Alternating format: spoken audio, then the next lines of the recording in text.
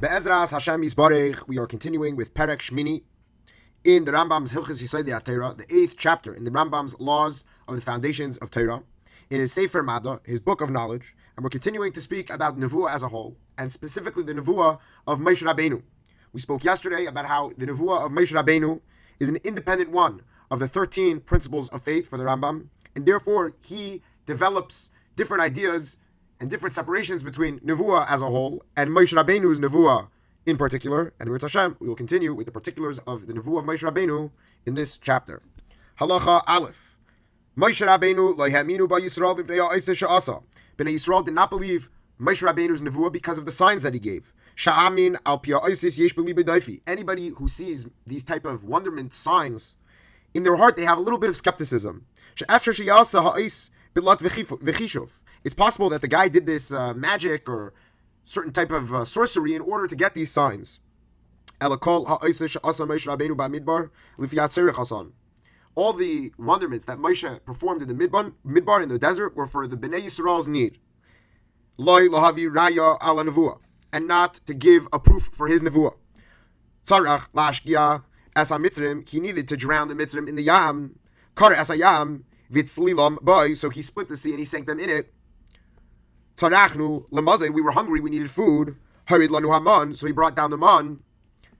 We were thirsty. So he split the rock. When the group that were rebelling with Kairach, he caused the earth to open and swallow them. And all other wonderments that Moshe performed in the midbar in the desert, they were all because of the need of Klal Yisrael. So then why do we believe Moshe Rabbeinu's Nevuah? We believe him because of the wonderments that took place at Sinai and Mount Sinai. We saw it with our own eyes, not somebody else's eyes. And our ears heard. We saw the fire, the thunder, the lightning.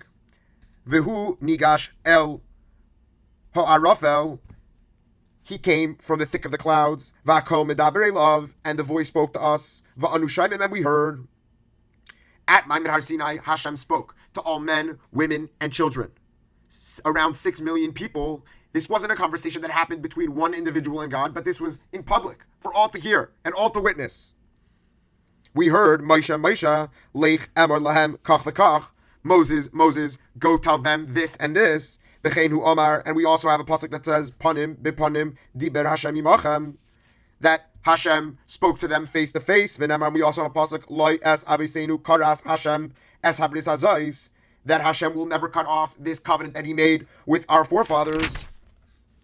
Uminayin shemamad Har Sinai levadehi haraya lenevuase shehi emes she'ein b'daifi. How do we know that this was the one sign to Moses' nevuah, and that didn't have any doubt? Shenamar hine anoichi ba elecha ba'av ha'anon ba'avor yishma ha'am b'dabri imach v'gam b'cha ya'aminu la'olam. Because the pasuk says, I will come to you through the thick of the clouds in order that the nation hears that I am speaking to you, and based on this they will believe in you forever. Implying that before this act, Bnei Yisrael did not believe in Moshe in a level that would last forever. Rather, it was a level of belief that came with a suspicion and doubt. Halacha Beis, the Rambam continues, Nimtzu elu sheshulach lahem heim ha'edim al nevuah shehi emes. These people that witnessed all these great things, they serve as witnesses that Moshe's nevuah is truth. And therefore Moshe didn't have to do any other signs, sheheim v'hu echad b'davar, because they and the thing that they saw were one. Kishlei edim shero davar echad b'yachad, like two witnesses that witnessed something happen together. Shekol echad mehem eid lechaveru shehu omer emes. Each one of the two witnesses is a witness to the other that what they saw was true. And then between the two of them, they don't have to convince the other one that what they saw is true. So too was it with Moshe Rabbeinu after Ma'amad Har Sinai.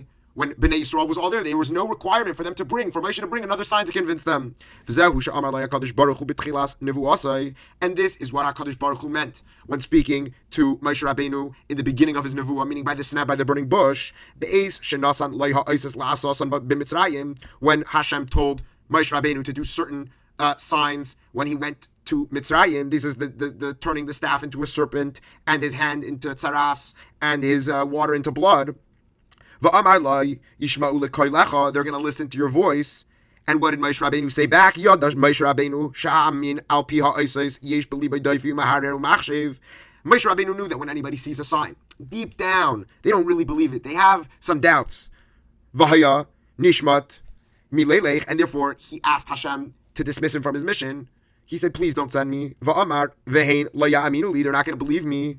Ad shahidiyah HaKadosh Baruch Hu she'elu ha'osis einan ela ad she'etzu Mitzrayim. He only went once he was comforted when Hashem told him that these signs were only temporary until they left Mitzrayim. V'achar she'etzu v'ya'amdu al ha'harazeh, until they stand on that mountain. Yistalek hirhur shemaharharin acharecha, all types of doubts will cease. Sha'ani noisem lecha kan ois she'edu sha'ani shalachticha be'emes mibatchila, because I'm going to cause a sign that everybody's going to know that you are my shliach, you are my emissary from the beginning. V'lo ish b'liban hirhur, and there will be no more doubts in their hearts. Hu sha'kasav oimed, this is what the pasuk says. B'zeh lecha ha'ois ki anoichi shalachticha b'tziyacha es ha'am mitzrayim ta'avdun es ha'elokim alo harazeh. And this is what the pasuk meant when it said, this is the sign that I, God, sent you as my emissary. When the nation will leave Mitzrayim, you will serve Hashem on the mountain. What comes out of all this is that if ever a Navi comes after the times of Moshe, our teacher, we don't believe him just because of the signs that he brings. Meaning, we're not going to say, oh, if you do a sign, we believe you for everything that you say.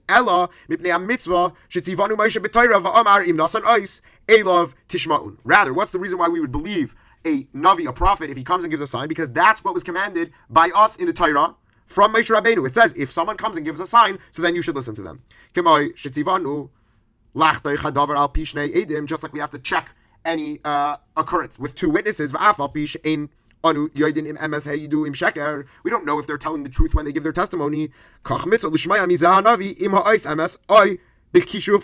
Similarly, just like we don't know if the Eidim are telling the truth, but we still have to follow the two Eidim because that is the mitzvah. So too here, if the Navi gives the sign, the Isiyos, and he's fitting, etc., so then we believe him, but not purely because of the sign that he gives alone. Halacha Gimel, the Rambam is going to discuss what happens if a Navi brings up something against what Moshe Rabbeinu said. Let's say a Navi appears and he does these massive miracles, but he wants to contradict something from the Nevuah of Moshe, our teacher. We don't listen to him, and that's even if it's not a transgression of the Torah that he's telling us to do. We know for sure that these massive miracles that this prophet did were because of black magic and sorcery. Because the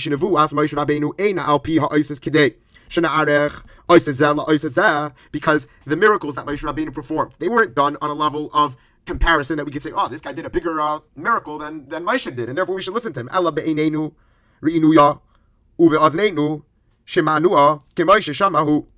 Rather, we saw it with our eyes and we heard with our ears, just like he did at Mamre Har Sinai, meaning we were proven that the Torah is emes at Har Sinai, and now everybody who sees the commandments from the Torah knows that that is the truth, and therefore it's as if we were standing there at Har Sinai alone. What is this similar to?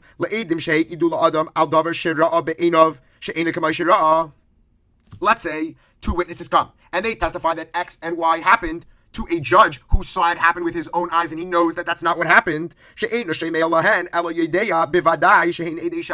will never believe them because he saw it with his own eyes, and rather he knows that they must be false witnesses. And therefore the Torah tells us that if someone comes with these signs and wonderments, don't listen to the signs, the words of this prophet. Because this is coming with these signs and wonderments to go against that which you saw with your own eyes. And the Rambam adds that the only reason why we believe in these signs in the first place is because of the commandment that Moshe Rabbeinu gave us. So Vishishamanu. So then how can you say that we're going to listen to this guy who's going against that which Moshe Rabbeinu said, which we saw and heard? It can't be, and therefore we don't believe him. And that is the end of Perek Ches, and we'll continue talking about Nevuah tomorrow.